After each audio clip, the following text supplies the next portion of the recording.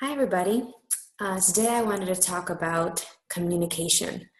In the dictionary, communication is defined as imparting or exchanging information or news and a means of connection between people or places.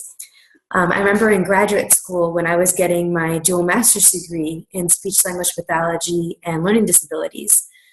They really focus on different parts of communication, including grammar, pronunciation, voice, fluency, also social language, in addition to the comprehension of all of that verbal input and social input. Gestures, sign language, pictures, augmentative and alternative communication devices were, included in all that.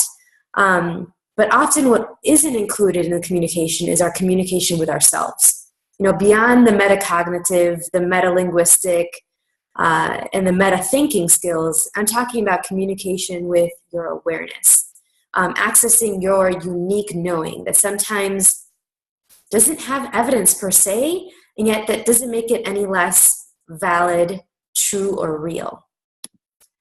And I'm just wondering, have you ever just known something was true for you?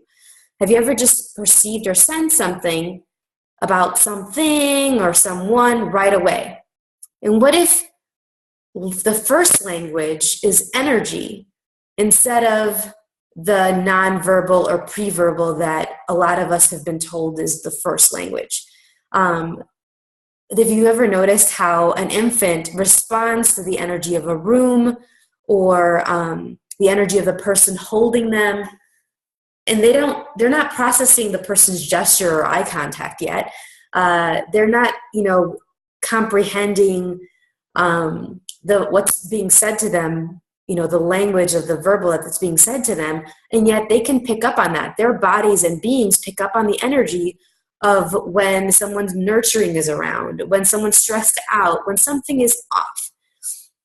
And speaking of bodies, have you ever known something was true for your body that no one else seemed to get?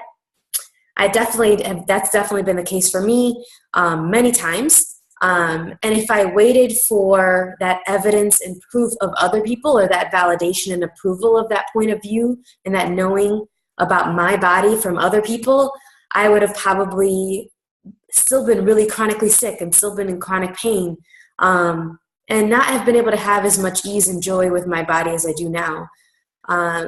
So what would it take for us to access what's true for us and what's true for our bodies all the time with ease? How much faster could we create the bodies and the lives that we truly desire if we did that? If we weren't waiting for proof, for approval, or for evidence?